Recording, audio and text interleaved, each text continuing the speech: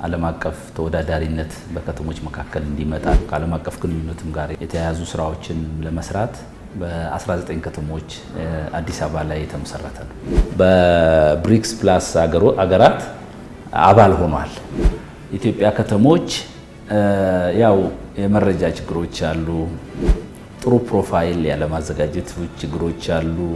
በርካታ ከተሞች የህትማማችነት ጥያቄ አቅርበዋል። እኔም አውቃለሁ። መስፈርቶች አሉት። መስፈርቶች ማለት ትስስሩን ከመፈጠሩ በፊት መጀመሪያ ሁለቱም ከተሞች እኩል የሆነ ፍላጎት ሊኖራቸው ይገባል። የሚቆጠሩ አሉ፣ መጥቀስ የምንችላቸው አሉ። ግን ያን ያህል የተፈረመውን ያህል ብዙ እንደተፈረመ ስለምናቅ ብዙ የተፈረመውን ያህል ውጤታማ ነው ለማለት ይከብዳል። የሁለቱ ሀገራት ዲፕሎማሲ ውጤትም ስለሆነ ነው ከተሞች የሚፈራረሙ። ቴሄራን የኢራን ዋና ከተማ ምክትል ከንቲባውን አግኝቻቸው ነበርና ለአዲስ አበባ ጥያቄ አቅርበዋል። የህትማማችነት ጥያቄ አቅርበዋል። እዛ ጋ ካንተ ጀርባ ያለው ፎቶግራፍ ብታይ እነዚህ ወደ ራሽያ ካዛን ከተማ የሄዱ ናቸው። ከአሜሪካም ከተሞች ብዙ ልምድ ተወስዷል፣ ከአውሮፓም ተወስዷል።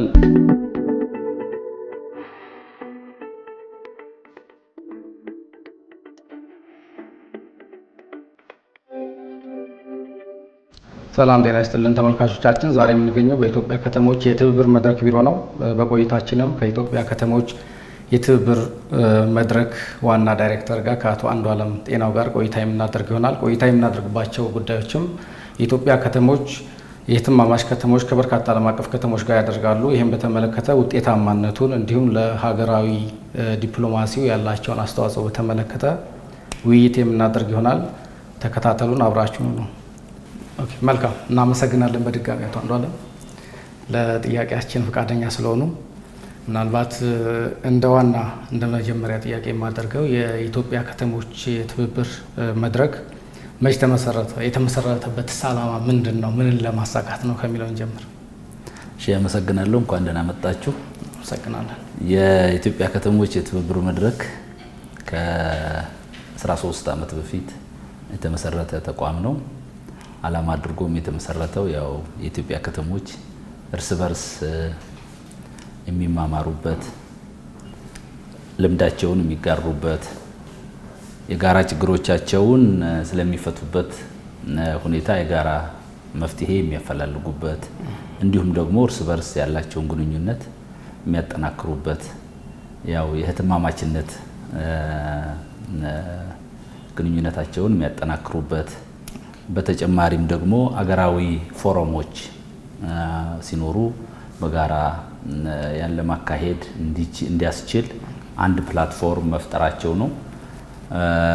በአራተኛና በአምስተኛ ደረጃ ደግሞ እንደ ዓላማ አድርጎ የተቋቋመው ዓለም አቀፍ ግንኙነቶች፣ ዓለም አቀፍ ተወዳዳሪነት በከተሞች መካከል እንዲመጣና መሰል በዓለም አቀፍ ደረጃ ያሉ ከተሞች ጋር የህትማማችነት ትስስር መፍጠር እንዲቻል፣ መቀራረብ እንዲቻል ሆኖ እንዲያገለግላቸው የተቋቋመ ነው። በአምስተኛ ደረጃ ዘመናዊ የከተማ ልማት አመራር ስርዓትን መትከል እንዲቻል እንደ ኖውሌጅ ሀብ እንደ እውቀት ማዕከል ሆኖ እንዲያገለግል የመማማሪያ፣ የስልጠና፣ የግንኙነት እና በአጠቃላይ ከዛ ጋር የተያያዙ ከዓለም አቀፍ ግንኙነትም ጋር የተያያዙ ስራዎችን ለመስራት እንዲያስችል ሆኖ የተቀረጸና በፈቃደኝነት ላይ በ19 ከተሞች አዲስ አበባ ላይ የተመሰረተ ነው። መልካም። ምናልባት ከዓለም አቀፍ ከተሞች ጋር ያላችሁ ግንኙነት ምን ይመስላል? አዎ፣ እንግዲህ አሁን ከተመሰረተበት ጊዜ ጀምሮ በተለይም ባለፉት ቀረብ ያሉ 5-6 ዓመታት አንዱና ዋነኛ ስራው አድርጎ ይሰራ የነበረው ራሱ ተቋሙ በዓለም አቀፍ ደረጃ ግንኙነት መፍጠር። ለምሳሌ በአፍሪካ ደረጃ የአፍሪካ መሰል በየሀገራት ያሉ ማህበራት አሉ፣ ነፃ የከተሞች ማህበራት አሉ። ከዛ የጋራ ማህበር ደግሞ አለ፣ ዩናይትድ ሲቲስ ኤንድ ሎካል ገቨርንመንት ፎር አፍሪካ የሚባል አለ። ያ ማለት እኛም አባል ነን። የኢትዮጵያ ከተሞች ትብብር መድረክም አባል ነው። ራሱ ተቋሙ መጀመሪያ በዓለም አቀፍ ደረጃ ተወዳዳሪ መሆን አለበት። በዓለም አቀፍ ደረጃ ያው እንግዲህ ከመቶ ዓመታት በፊት ጀምሮ እንደዚህ ማህበራት አሉ በየሀገሩ። በተለይ በአውሮፓ ብዙ 130 140 ዓመት የሞላቸው አሉ። ስለዚህ መጀመሪያ ተቋሙ ራሱን ከመሰል ተቋማት ጋራ አቻ ማድረግ መቻል አለበት። የሥራ ግንኙነት መፍጠር መቻል አለበት። ኔትወርክ ማድረግ መቻል አለበት። ከዚህ አንጻር በርካታ ስራዎችን ሰርቷል።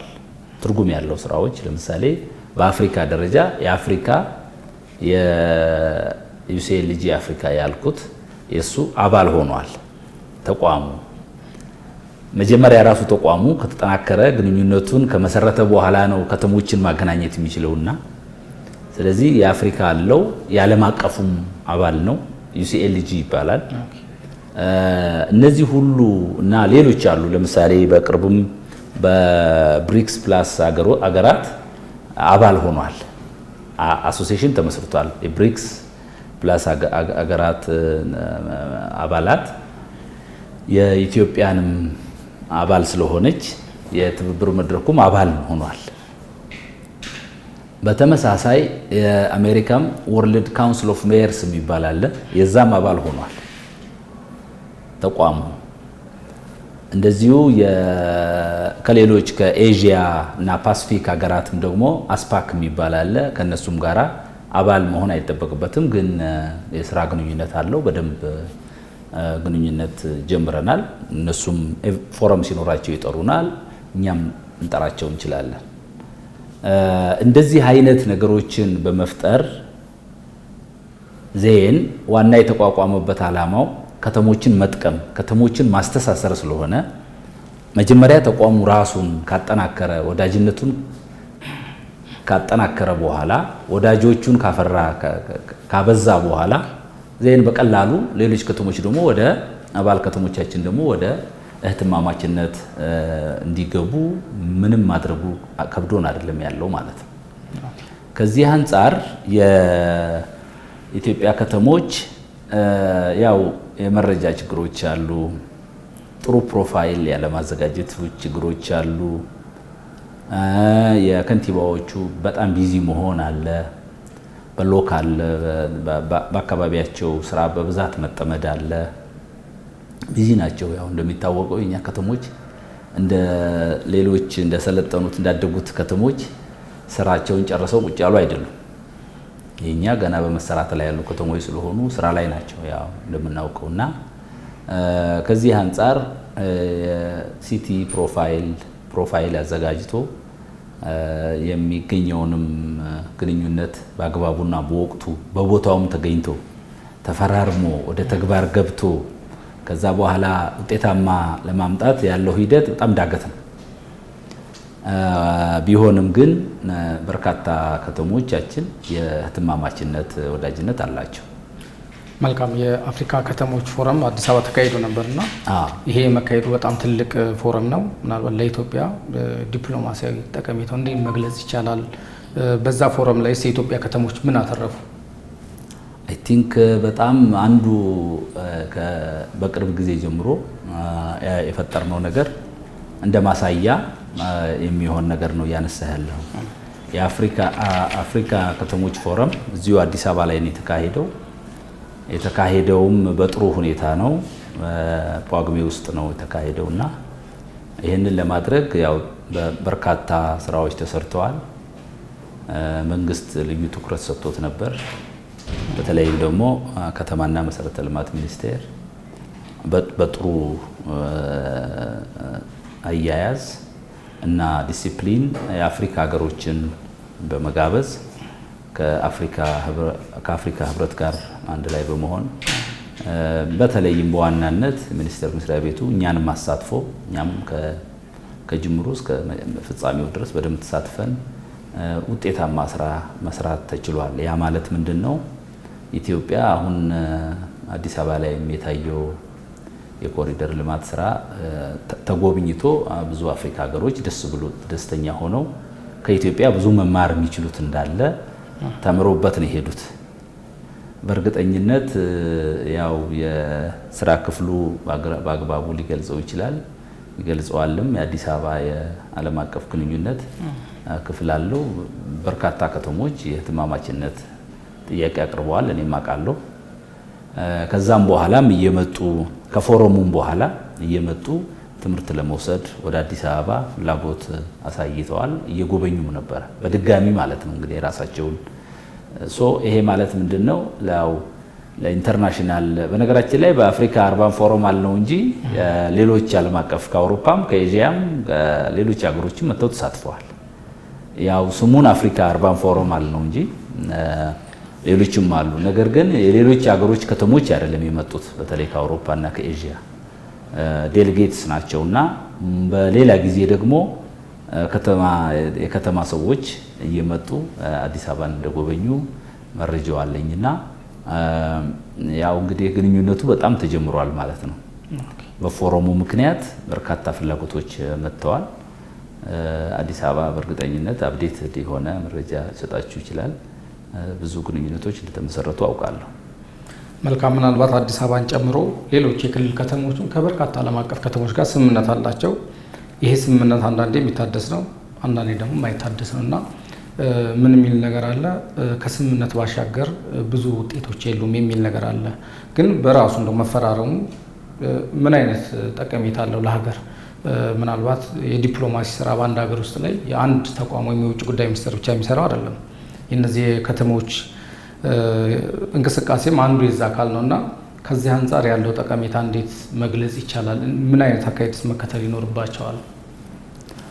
አዎ እንግዲህ ስለ ሲቲ ትዊኒንግ ካወራን የህትማማችነት ትስስርን ካወራን መስፈርቶች አሉት።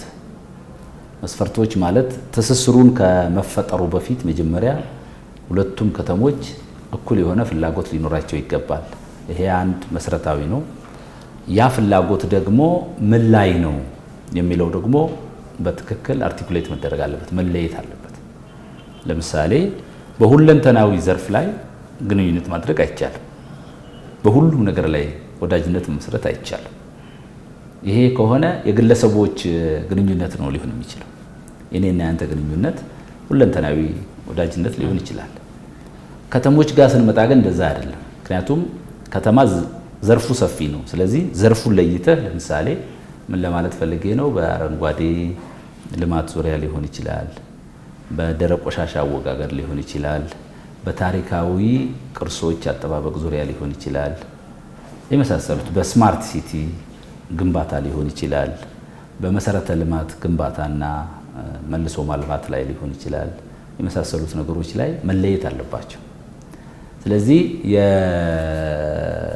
የእህትማማችነት የወዳጅነቱን ፊርማ ከመፈረሙ በፊት መጀመሪያ እኛ አድቫይዝም የምናደርገው እንደዛም ስለሆነ ነው ማለሳው ምን ላይ ነው ትስስሩ ሊመጣ አይችልም። ታሪካዊ የሆነ ግንኙነትም ካላቸው ያ ፍላጎታቸው ከታሪካዊ ግንኙነታቸው ጋር ተያይዞ አርቲኩሌት ሆኖ በትክክል ተገልጾ በዚህ ዘርፍ ላይ የእህትማማችነት ግንኙነት መሰረታለን ብለው ከተፈራረሙ ፎር ሹር ውጤታማ ናቸው። ቆየት ያለ እኛ ባለን እውቀት ቆየት ያለ አፈራረም ስርዓት ግን ይሄን የተከተለ አይደለም። ለምሳሌ አንዱ ከተማ ከሌላኛው ከተማ በቃ በዚህ ዘርፍ ምናምን ሳይባል ምናልባትም ሁለንተናዊ በሆነ ሁኔታ የወዳጅነት ስምምነት ተፈራርመዋል ተብሎ ከተፈረመ ለተግበራ በጣም ዳገት ነው የሚሆነው። ከባድ ነው ለመተግበር፣ በጣም ያስቸግራል። ምክንያቱም እዛም ያለ ከንቲባ ተርም አለው፣ የተወሰነ ጊዜ ነው የሚቆየው። በዚህ በእኛም ሀገር ያለ ከንቲባ በተርም ነው የሚቆዩት። ስለዚህ ምናልባት አንድ ተርም ሁለት ተርም የሚቆይም በትም አጋጣሚ ቢኖር ዘርፍ ለይቶ መጀመሪያ ወዳጅነቱን ያልመሰረቱት በመሆኑ ለመፈጸም በጣም ከባድ ነው። ብቻ በአመት በሆነ ጊዜ ላይ በሆነ ኢቨንት ተጠብቆ ግብዣ ተደራርገው ከዛ በኋላ ሊገናኙ ይችሉ ይሆናል። ግን ስቲል ውጤታማ ነው ለማለት አይቻልም፣ በፍጹም ሊሆንም አይችልም። ስለዚህ ትርጉም የምታጣበት አንዳንድ ጊዜ ሲስተር ሲቲ መፈራረም ከዚህ አንጻር ነው። ግን ከመፈረሙ በፊት ቅድም እንዳልኩት በአግባቡ በጥንቃቄ ዌል አርቲኩሌትድ በሆነ ሁኔታ ከሆነ የክቡራን ከንቲባዎች መገናኘት አለመገናኘት ብቻ አይደለም። በዘርፉ ላይ ያሉ ባለሙያዎችና የስራ ኃላፊዎች ግንኙነቱን ካደረጉት ከዛ በኋላ የማህበረሰብ ግንኙነት ማድረግ ይቻላል እና ብዙ ውጤቶች አሉ። ግን ቀደም ባሉት በተለይ ውጤቱ ይሄ እንደዚህ ጠብ ያለ ነው ለማለት የሚቆጠሩ አሉ፣ መጥቀስ የምንችላቸው አሉ።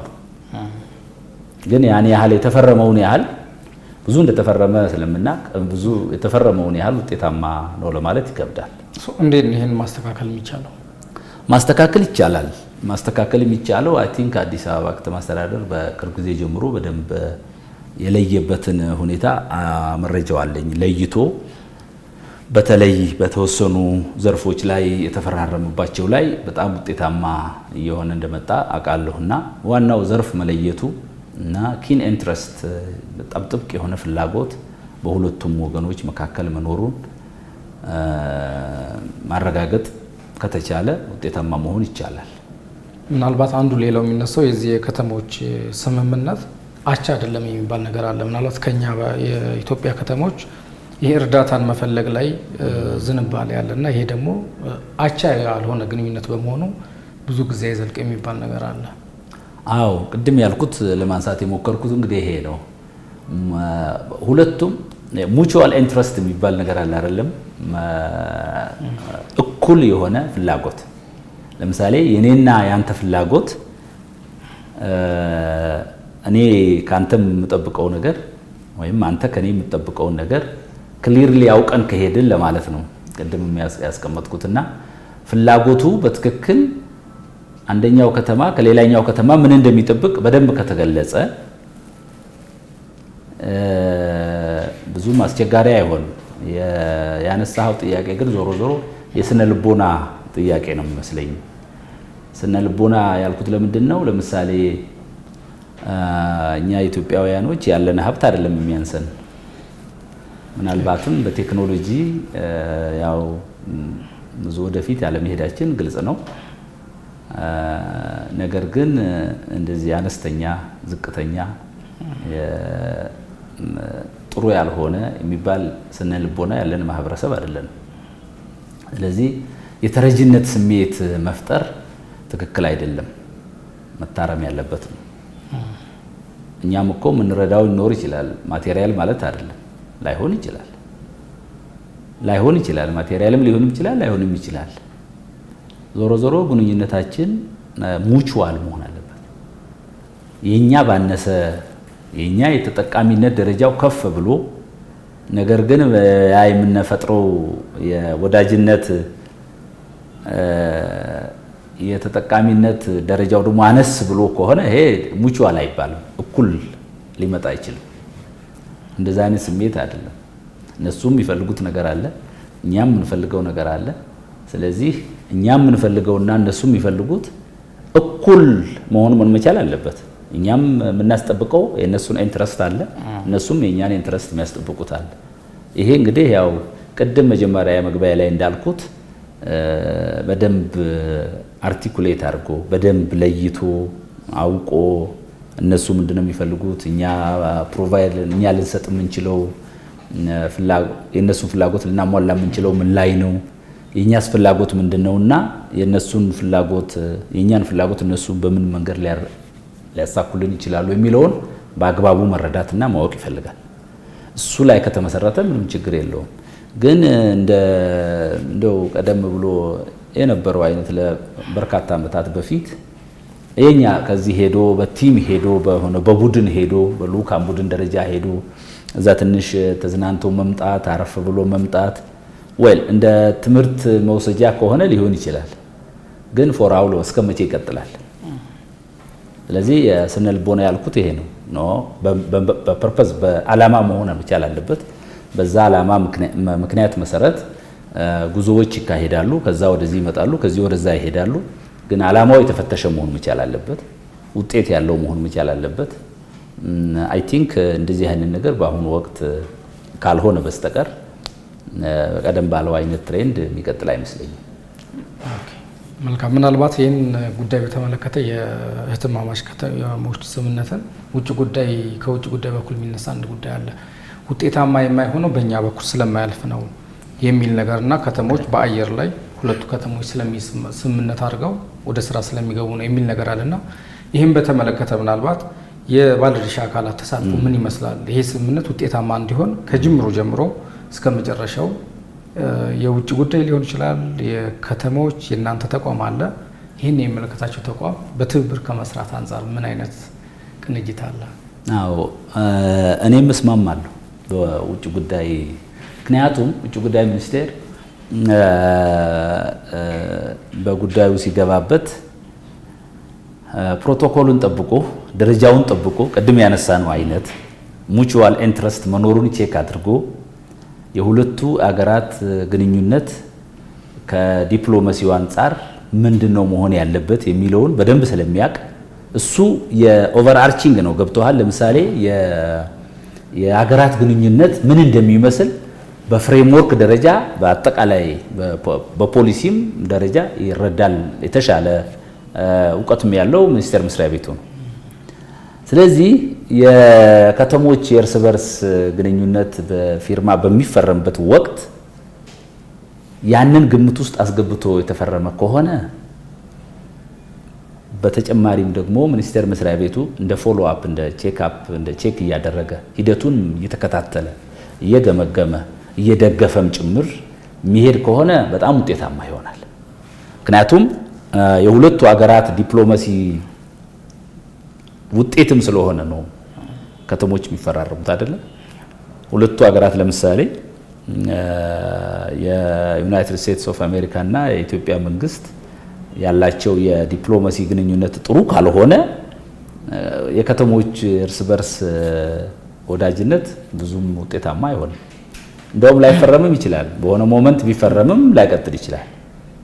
ስለዚህ ምን ለማለት ፈልጌ ነው፣ የሁለቱ ሀገራት የግንኙነት ፍሬምወርክ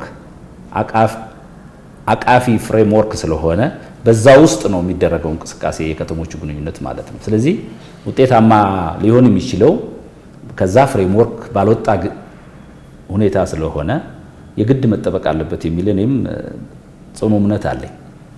ነገር ግን ሁሉ ነገሮች ደግሞ በውጭ ጉዳይ ሚኒስቴር በኩል ማለፍ አለባቸው ወይ የሚለው ደግሞ ራሱ ሚኒስቴር መስሪያ ቤቱም ሌላ ተልእኮ ስለሚኖረው ሁሉን ነገር መስራት ላይችል ይችላል።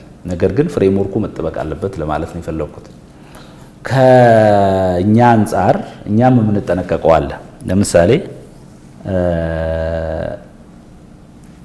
የቅርቡን የትኛውን ላንሳልህ? ለምሳሌ በቅርቡ ከቴሄራን የኢራን ዋና ከተማ ምክትል ከንቲባውን አግኝቻቸው ነበርና ለአዲስ አበባ ጥያቄ አቅርበዋል። የትማማችነት ጥያቄ አቅርበዋል። እንግዲህ ቀጥታ ይመስለኛል ከንቲባው የላኩት ወደ ከተማ አስተዳደሩ ይመስለኛል እና ምናልባት አይ ዶንት ኖ በመሀል ያለውን እንትን አላወኩም፣ ግን የውጭ ጉዳይ ሚኒስቴር ኢንቮልቭድ ሆኖበት ግንኙነቱ በዛ በኩል እንዲሆን ምክር ሰጥቻቸዋለሁ። አይ ቲንክ ምክር ብቻ ሳይሆን በቅርቡ ለማገናኘት ሞክራለሁ። ለምንድን ነው እንደዛም የሆነው? ምናልባት የግለሰቦች ግንኙነት እስኪመስል ድረስ በግለሰቦቹ ላይ ብቻ የተንጠለጠለ መሆን የለበትም ትስስሩ እና የእህትማማችነት ትስስሩ የፍላጎት መግለጫ የሚፈራረሙት ኤምኦዩ ሜሞራንደም ኦፍ አንደርስታንዲንግ ወይም አግሪመንቱ ውጭ ጉዳዩ ቢያየው ከኢትዮጵያ ዲፕሎማሲ ከኢራን ዲፕሎማሲ አንጻር እነሱም ይፈትሹት ነገር አለና ያለውንም ክብደት ሁኔታውንም በደንብ ያሻሽሉታልና በዛ መንገድ እንዲሄዱ ምክር ሰጥቻቸዋለሁ። ኦኬ ሰው ፈልገህ አሳይ እንድታረጋኛሉ ማቆን ሰው ስልክ ሰጥቻቸዋለሁ። አይ ቲንክ በዛ አይነት መፈታት አለበት።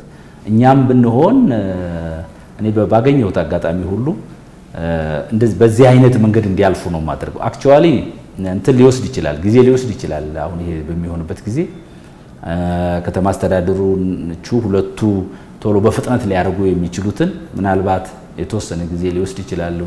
ውጭ ጉዳይ ሚኒስቴር መስሪያ ቤቶቹ በሚያደርጉት ግንኙነት የተወሰነ ጊዜ ሊወስድ ይችላል። የባለሙያ እይታ፣ የኃላፊዎቹ እይታ ስለ ማጽደቅ ምናምን እንደዚህ ሊኖረው ስለሚችል ማለት ነው። እንደዛ መሆኑ በጣም ጠቃሚ ነው። እኛ ግን አሁን አባል በሆንባቸው ለምሳሌ በብሪክስ ፕላስ፣ በአፍሪካ ዩሲኤልጂ አፍሪካ፣ በሌሎችም ባለም አቀፉም በዩሲኤልጂውም ፕሮቶኮሉን በጠበቀ መንገድ ሆኖ ነገር ግን አጠር ባለ ጊዜ ደግሞ እንዲሆን እናደርጋለን። እንዳለመታደል ሆኖ ያፈራረምናቸው ከተሞች አሉ። እንደው ስማቸውን መጥቀስ ብዙ ባያስፈልግም ያፈራረምናቸው አሉ። ነገር ግን የውጤታማነት ደረጃው ቅድም ባነሳሁት ምክንያት የኛ ከተሞች ምናልባት እነሱ ጋር መገናኘት በሚችሉበት ወቅት የኛ ከተሞች መገኘት የማይችሉበት ሁኔታ አለ። ስለዚህ ልክ ያው ሰው ቀጥረህ እንደመቅረት ማለት ነው። እኛ በጣም ሄክቲክ የሆኑ ስራ እንትን ላይ ናቸው የኛ ከንቲባዎቹ ያሉት። እነዛ ደግሞ ያው ስራ አይሰሩም ለማለት ሳይሆን ምናልባት ቴክኖሎጂንም ተጠቅመው እዚህ ሀገርም ሆኖ እዛም ያለውን ችግር የሚፈቱበት ከኛ በተሻለ ሁኔታ አላቸው። ስለዚህ እነሱ መምጣት በሚፈልጉ ጊዜ ወይ ከዚህ ወደዛ እንዲሄዱላቸው በሚፈልጉ ጊዜ ሬዲ አይደሉም። የኛ በተለያየ ነገር ይጠመዳሉ፣ ይያዛሉና እኩል ጊዜ ያለማግኘት ችግሮች ስለሚታዩ ውጤታማነቱ በጣም ለየት ይላል። ስለዚህ አሁን እኛ እንዴት እያደረግን ያለ ነው? ኖርማሊ ከሲስተር ሲቲስ በተጨማሪ እህትማማችነት ከተሞችን ከማስተሳሰር ባለፈ በስራ እንዲገናኙ ማድረግ፣ ለምሳሌ ፕሮግራሞች፣ ፕሮጀክቶች እየፈጠርን በትምህርታዊ ጉዞ እንዲያደርጉ በማድረግ እዛ ሄደው እዛ ያለውን ሁኔታ ተምረው እንዲመጡና ያው የሚፈልጉትን ነገር መስራት እንዲችሉ ብዙ ጊዜ ከዛ በኋላ አሁን ታንክስ ቱ ቴክኖሎጂ እንግዲህ በዋትስአፕ አለ፣ ኢሜል አለ፣ በቴሌግራም በምናምን እየተደዋወሉ ኢዚሊ ኮሚኒኬት እያደረጉ መረጃ ይለዋወጣሉ። ብዙዎቹ ለምሳሌ አሁን እዛ ጋ ካንተ ጀርባ ያለው ፎቶግራፍ ብታይ እነዚህ ወደ ራሽያ ካዛን ከተማ የሄዱ ናቸው። እኛ ከንቲባዎቹ ናቸው 6ቱ። አንድ የቴሌግራም ግሩፕ አላቸው። እስካሁን ኤክስቼንጅ ያደርጋሉ፣ መረጃ ይለዋወጣሉ፣ በደንብ ኮሚኒኬት ያደርጋሉ። የግድ በአካል አሁን ለጊዜው እዛ ሄደው ትንሽ ግንኙነቱን ፎረም ላይ ተሳትፈው ምናምን ስለመጡ ነው። ግን አሁን ኦልሞስት የመፈራረም ያህል ይመስለኛል ያላቸው የጠበቀ ግንኙነት ነው ያላቸውና ይሄኛውንም ሞዳሊቲ መከተልም ወቅቱ የሚለው ነገር ነውና ግንኙነቶች ጠንካራ ሲሆኑ እንደ ሀገርም ጠቀሜታ ይኖረዋል። እንደ ሀገር በጣም ጠቀሜታ አለው። ለምሳሌ አሁን እኛ ሀገር ከተሞች ቀደም እንደገለጽኩት በጣም ቢዚ ናቸው። ስራቸውን በሚያከናውኑበት ወቅት የቴክኖሎጂ ቢሆን የእውቀትም የስኪልም የመሳሰሉትን ድጋፎች ያገኛሉ። ብዙ እኮ ምክሮች አሉ። ሰነዶች እኮ ብዙ ጊዜ እናለዋውጣለን፣ ቤስት ፕራክቲስ ሰነዶች ማለት ነው። ስለዚህ ተጠቃሚ ናቸው። ብዙ አስተሳሰብ እና አፈጻጸም የተለወጠበትን መንገድ መጥቀስ እንችላለን። ስለዚህ የኢትዮጵያ ከተሞች ከበርካታ ዓመታት በፊት ስለ ኢገቨርናንስም ሆነ እንደዚህ ኤሌክትሮኒክስ ቤዝድ ገቨርናንስም ሆነ የቴክኖሎጂን ተጠቅሞ ለህብረተሰቡ አገልግሎትን ማሳለጥ ብዙ የተለመደ አልነበረም። አሁን ግን በቀላል አፕሊኬሽን ሰዎች ግብር የሚገብሩበትን ሁኔታ ተሰልፈው ብዙ አገልግሎት የሚያገኙበትን አሁን በስልካቸው ተጠቅመው ጥያቄ አቅርበው ጥያቄያቸው መልስ ሲያገኝ ሄደው አገልግሎቱን ብቻ የሚያገኙበትን ጊዜ ቆጣቢ፣ ኃይል የሚቆጥብ፣ የሰውን የስራ ጊዜ የማይወስድ አገልግሎቶች ማግኘት ጀምረዋል። እንደው በሚፈለገው ደረጃ መጥቷል ለማለት ፈልጌ ሳይሆን በተፈጠረው ዓለም አቀፍ ግንኙነት ከብዙ በርካታ ከተሞች ጋር በፎረሞች፣ በእንደዚህ በኮንፈረንሶች፣ በስተዲ ቪዚቶች አማካኝነት በተፈጠረው ትስስር እኛ ከተሞች በተለይ እስካሁን እየሰራን ያለ ነው ክቡራን ከንቲባዎች ላይ ነው። በጣም ጥሩ እንትን አለ። ደስ የሚለው ደግሞ እነሱም ተመልሰው መጥተው ፍላጎቱ ስላላቸው ብዙዎቹን ሲተገብሩ እያየን። በጣም ጥሩ። ምናልባት ያደጉ ሀገራት በዚህ በከተማ ለከተማ ግንኙነት ከሌላ ሀገር ጋር ያላቸውን ግንኙነት አጠናክረዋል። በተለያዩ ዘርፎችም ተጠቃሚ ሆነዋል። ምናልባት የኛ ሀገር ከተሞች እንደው ስኮላርሽፕ ሊሆን ይችላል፣ ስልጠናዎች ሊሆን ይችላል፣ በከተማ ውበት ሊሆን ይችላል፣ ያገኟቸው ልምዶች፣ ተሞክሮዎች እንዲህ አይነት እድል ያገኙ ከተሞች አሉ። ምክንያቱም እንደ ሀገርም ያው ጠቀሜታው እንደ ሀገር ስለሆነ ቢያንስ በአመት 24፣ 25፣ 26 ክቡራን ከንቲባዎችን ወደ ውጭ በመላክ በስልጠና ልምድ ልውውጥ በተመረጡ ዘርፎች ላይ ማለት ነው። ዝም ብሎ ሄዶ አገር ጎብኝቶ መምጣት አይደለም።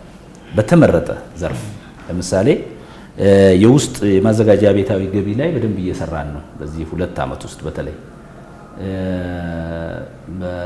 በቅርቡ ባለፈው ዓመት በዚህ ወቅት አካባቢ አለፈው ዓመት ለምሳሌ አካሄድ ነው። እንደ አንድ ምሳሌ ባነሳለን ኔዘርላንድ ከንቲባዎችን ወስደን የትንሽዬ ከተማ ትልቅ ሳይሆን ብዙ ከተሞችን ጎብኝተዋል። ነገር ግን የትንሽ ከተማ የማዘጋጃ ቤታዊ አገልግሎት አሰባሰብ ምን እንደሚመስል ተምረው ነው የመጡት፣ አይተው ነው የመጡት በደንብ ማለት ምን ተጠቅመው ነው ገቢያቸውን የሚሰበስቡት፣ የገቢው መጠን ምን ያህል እንደሆነ እዛ ሀገር ከንቲባ ያውቃሉ። በዚህ ዓመት ምን ያህል መሰብሰብ እንዳለባቸው ምን ነገር ላይ ቢሰሩ ደግሞ ከፍ እንደሚል ይሄ ቀጥታ እዚህ መጥቶ በደንብ ትግበራ ላይ ገብተዋል እና አሁን በጣም የተነቃቃ እነዛ ሄደው የመጡት የተካፈሉት ብቻ ሳይሆኑ እኛ ደግሞ ከዛ የመጣውን ተሞክሮ ቀምረን እንደዚህ በሰነድ አዘጋጅተን በስልጠና መልክ በልምድ ማለዋወጫ ፕላትፎርም አማካኝነት ሼር አድርገናቸዋል፣ አካፍለናቸዋል። ስለዚህ ሁሉም እቅዳቸው ውስጥ ያስገባሉ። በፊት ከንቲባ ሆኖ ለማዘጋጃ ቤታዊ ገቢ ብዙ ትኩረት የማይሰጡ የነበሩት አሁን ሙሉ ለሙሉ በአስተሳሰብ ደረጃም ተለውጧል። የከሌ ስራ ነው ምናምን የሚባል ነገር የለም። ያለ ገቢ ልማትን ማረጋገጥ ስለማይቻል የከንቲባዎቹ ትኩረት አሁን ልማቱ ላይ፣ ገቢ አሰባሰቡ ላይ፣ ምክንያቱም ተመጋጋቢ ስለሆነ አንዱ ለአንዱ ያው መሰረታዊ ገቢም ሰብስበ ካላለማው ዋጋ የለውም። ምክንያቱም ህብረተሰቡ ልማቱን ማየት መቻል አለበት። ሲያይ ደግሞ ያው ግብሩን ይከፍላል፣ ለልማቱም አጋዥ ነው። ያው ያየነው ነው በተግባር። ስለዚህ ከገቢ አንጻር እንትን ብለናል። ኢቭን ከበድ ካላለው ደግሞ ከኛ በሚቀርበው ደቡብ አፍሪካም እንደዚሁ ፕሪቶሪያ፣ ጆሃንስበርግ የመሳሰሉ ከተሞች እንደዚሁ ወስደን አገልግሎታቸው ምን እንደሚመስል ማዘጋጃ ቤታዊ አገልግሎት ብቻ ሳይሆን የሌላውም አገልግሎት በምን መንገድ ለህብረተሰቡ ተደራሽ እየሆነ ነው፣ እንግዲህ አቅም በፈቀደ ሁኔታ ባለን ቴክኖሎጂ የደረስንበት ደረጃ እድገት ምን እያደረጉ ነው የሚለውን በደንብ ተምሮ መጥተው እንትን እያደረጉ ነው። ይሄንንም ማየት ትችላለህ። እዚህም የተማሩት ነገር አለ። በጽዳት በአረንጓዴ አያያዝ፣ ደረቅ ቆሻሻ አወጋገድ ምናልባት ከውጭ ያገኙት ልምድ ያ የተገኘው በጣም እንግዲህ አስበው አሁን በየአመቱ ቢያንስ 20 እንኳን ስለምናሳትፍ አስብ። እኛ አባል ከተሞች 108 አካባቢ ናቸው። እስካሁን እንግዲህ ኦልሞስት ብዙ ከተሞችን ማሳተፍ ችለናል ማለት ነው። ብዙ ዓለም አቀፍ ልምዶችን ይዘው በርካታ ዓለም አቀፍ ልምዶች እንደውም አንዳንዴ ያው ሪሶርስ እየገደበን ነው እንጂ አሁን በዛኛው በውጪውም በኩል ያለ የመጋበዝ ፍላጎቱ ከፍተኛ ነው። ምክንያቱም ለማካፈል ያለውም ቅንነትም ታያለህ በብዛት እና ከአሜሪካም ከተሞች ብዙ ልምድ ተወስዷል፣ ከአውሮፓም ተወስዷል፣ ኤዥያም እንደዛው ብዙ አገሮች ሩሲያን ጨምሮ ቅድም ያነሳውልህ አሁን የኢራንም በጣም ጥሩ ፍላጎት አላቸው። እንደዚህ በትብብር መድረኩ በሚሰራቸው ቅድም እንደ መጀመሪያ መነሻ ላይ እንደገለጽኩልህ ትብብር መድረኩ ራሱ እንደ ተቋም ከሌሎቹ ጋራ በፈጠረው ኔትወርክ አሁን ክቡራን ከንቲባዎችን የሆነ ቦታ ላይ ልኮ ፍላጎታቸውን በሚያረካ መንገድ ተምረው አይተው ልምድ ወስደው እንዲመጡ ምንም የሚያስቸግረን ነገር የለም። ከሪሶርሱ በስተቀር ፈተና የሚሆንብን ነገር የለም አሁን። ምክንያቱም ግንኙነቱ በመልካም ሁኔታ ድልድዩ ተዘጋጅቷል፣ ተፈጥሯል።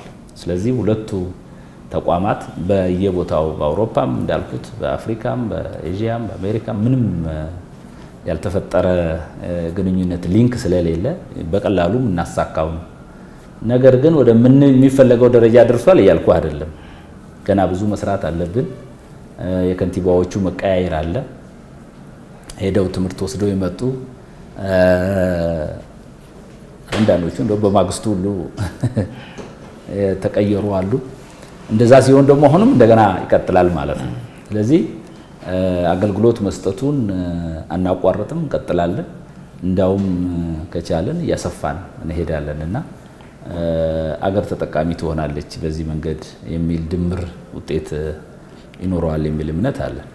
በጣም ጥሩ። ምናልባት የመጨረሻ ጥያቄ የማደርገው የከተሞች ለከተሞች ግንኙነት የኛ ከተሞች ከውጭ ሀገር ከተሞች ጋር የሚያደርጉ ግንኙነት ውጤታማ እንዲሆን ቅድም እንዳነሳ ነው ዋና የሀገራዊ የዲፕሎማሲ እንትኑንም አካሄዱንም የሚደግፍ እንዲሆን የእርስዎ የሚመሩት ተቋም በእርግጥ ቅድም የተወሰነ አንስተውታል። ምን አይነት ድጋፎች ያደርጋል? ምክሮችን ይሰጣል? የውጭ ኤክስፖዠር በደንብ እንዲያገኙ እያደረግን ነው። በነገራችን ላይ ፕሮግራም ቀርጸን ብዙ ነገር ካመቻቸን በኋላ በተለያየ ምክንያት አይገኙልንም። አሁን ቅድም 20 ምናምን ያልኩ አቬሬጅ ነው 25 26 በአመት ቢያንስ ያው በጀቱ ምኑም ተጽዕኖ ስላለው ነው። እነዚህ እንግዲህ አሁን በተሳክቶልን ማለት ይችላል። ተሳክቶልን የተሳተፉ ሰዎች ናቸው። የኛ ቀድና እንትን እኮ ከ50 60 ነው። ቢያንስ ከኛ አባል ከተሞች ግማሹ 50 እና ከዛ በላይ 60 የሚሆኑት በአመት እንዲሳተፉልን እንፈልጋለን። አንዳንድ ጊዜ እኮ እንደ አጋጣሚ ሆኖ እኮ ትኬት ተቆርጦ እኮ ይቀራሉ በተለያየ ምክንያት ማለት ነው። እና እኛ ኦልሞስት እየሰራን ያለ ነው አሁን አንደኛ እዚህ ሀገር ውስጥ ያለውን ትስስራቸውን በጣም እንዲያጠናክሩ። በነገራችን ላይ አንረሳም፣ ያው ርዕሳችን አሁን ወደ ውጭ ባለው ግንኙነት ስለሆነ ነው እንጂ ሀገር ውስጥ በደንብ ነው የምናስተሳስረው። ሀገር ውስጥ ያለ እውቀት ቀላል አይደለም። ሀገር ውስጥ ያለ ልምድ መለዋወጥ ቀላል አይደለም። ያው እሱን ደግሞ ምናልባት በአገር አቀፍ ፎረሞች ላይ ተሳትፋችሁ ከሆነ ብታዩ መልካም ነገሮች አሉት። እኛ ደግሞ ዋናው የምንሰራው እሱ ነው። በልምድ ልውውጥ፣ በስልጠና በመሳሰሉት የሀገር ውስጡን በደንብ ጥሩ ትስስር እንዲኖር እንሰራለን። እንግዲህ ከዚህ በተጨማሪም እኩል በሆነ ሁኔታ ነው የውጭውንም እናስኬደው ማለት ነው።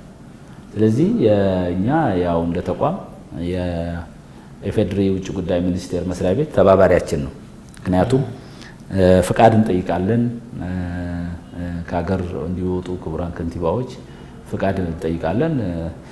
ፈጣን በሆነ ሁኔታ ማለት ይችላለሁ ይሰጠናል። እንግዲህ ያው አፈጻጸማችንን አይቶ ነው ምናምን ለማለት የሚያስችል መረጃ የለኝም። ነገር ግን በዛ በኩል ያለው ቅንነትና አገልግሎት ሁልጊዜ ማደንቀው ነው። ያ ማለት ግን አንዳንድ ጊዜ አሁን እንደዛም ተፈቅዶ ምን ተብሎ ቅድም እንዳነሳሁት ሄደው ላይ ሳተፉ ይችላሉ። ለምሳሌ 10 ሰው ፕሮሰስ አድርገህ ምናልባት 5ቱ ሊገኙልህ ይችላሉ። እድለኛ ነው 3ም የሆነበት አጋጣሚ አለ። ይሄ ማለት አንድ መልእክት ይሰጣል። አንደኛ ቢዚም ቢሆኑ እንዲህ አይነት ነገሮች ትኩረት መስጠት እንደሚያስፈልግ ትምህርት ይሰጠናል። ሁለተኛ የሚፈቅደውም አካል ብዙ ጊዜ ፈቃድ አገልግሎት እንደ ኃላፊነት ደረጃቸው ቢለያይም ቢሰጥ በጣም እኔ ምክር እሰጣለሁ። ለምንድነው? ጠቀሜታው ሰፊ ነው። ሰው ባለው አካባቢ ብቻ ታጥሮ ዓለም የደረሰችበት ደረጃን ላይረዳ ይችላል፣ ሊረዳም ይችላል። እሱ እንግዲህ ልዩ ጉብዝናነት ሰጥቶ ይጠይቃል። ግን ያው ቴክኖሎጂውም ስላለ በሚል ማለት እንችላለን። ነገር ግን ያው ፈረንጆች ማየት ማመን ነው እንደሚሉት፣ ሲንግ ኢዝ ቢሊቪንግ እንደሚሉት፣ ሄዶ ማየት ደግሞ የተሰራውን በዩቲዩብ ወይም በሌላ ሚዲያ እንደማየት አይደለም። እንደገና በሚሄዱበት ጊዜ ዝም ብሎ ማየት አይደለም። የጥናት ወረቀቶች ይቀርባሉ፣ የተሞክሮ ሰነዶች ይቀርባሉ። ያጋጠሙ ለመፈጸም ስለሆነ ከንቲባዎቹ እኛ የምንልከው እዛ ከዛ የተማሩትን እዚህ አምጥቶ ለመፈጸም ስለሆነ በሚፈጸምበት ወቅት ያለ ተጨባጭ ችግር ምን ሊገጥመኝ ይችላል የሚለው ከነባራዊ ሁኔታ ከሎካል ነባራዊ ሁኔታው አንጻር ማየትን መመዘንን ይጠይቃል። ስለዚህ ትምህርቱ ቀላል አይደለም እና ያው ብዙ ተግዳሮቶች እንዳሉ ሆኖ የነሱ ቢዚ መሆን የተለያየ ነገር አጋጣሚዎች ያው ብዙ ነገሮች እንትኖች ይገጥማሉ። ግን ቢሆንም ያ ሁሉ ታልፎ ደግሞ ሄዶ የመጡት ደግሞ ደስ የሚለው ለቀሩትም ላልሄዱትም በፕሮግራም ውስጥ ላልተካተቱትም ሼር ይደረጋል። አንዱና ዋናው የኛ ተቋም ስራ ይሄ ነው። እኔ ለውይይት ያዘጋጇቸውን ጥያቄዎች ጨርሻለሁ። እርስዎ የሚያነሷቸው ነጥቦች ካሉ እድል ስጦትና እንጨርስ። እሺ፣ አመሰግናለሁ ለሰጣችሁን ጊዜና እድል እናመሰግናለን።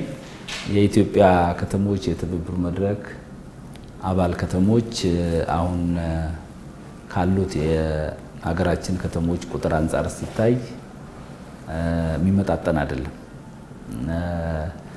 በእርግጥ ዋና ትልልቅ ከተሞች የሚባሉት ከዛም ሁለተኛም እንደ ፈርጃቸው እንደ ደረጃቸው ብዙ ከተሞች ተቀላቅለውናል። ነገር ግን ሌሎች ብዙ የቀሩ ከተሞች አሉ። በተለያየ ምክንያት ማለት ነው። ወይ በእኛ ጥሪ በአግባቡ ባለማድረስ ሊሆን ይችላል፣ ወይም ደግሞ እነሱም ተደራሽ ሆነናቸው ነገር ግን የአመራር መቃየር በመኖሩ ምክንያት በወቅቱ ምላሽ ባለመስጠት እስካሁን ብቻ እኛን ያልተቀላቀሉ ከተሞች እንዲቀላቀሉን በዚሁ አጋጣሚ ጥሬን አቀርባለሁ። ለነበረን ጊዜ ሁሉ እናንተም ለሰጣችሁን ጊዜ በጣም እናመሰግናለን። አመሰግናለሁ። ተከታታዮቻችን ከአቶ አንዱዓለም ጤናው ጋር የነበረን ቆይታ የተከታተላችሁትን ይመስላል። በቀጣይ በሌላ ፕሮግራም የምንገናኝ ይሆናል። እስከዛው ጊዜ መልካም ቆይታ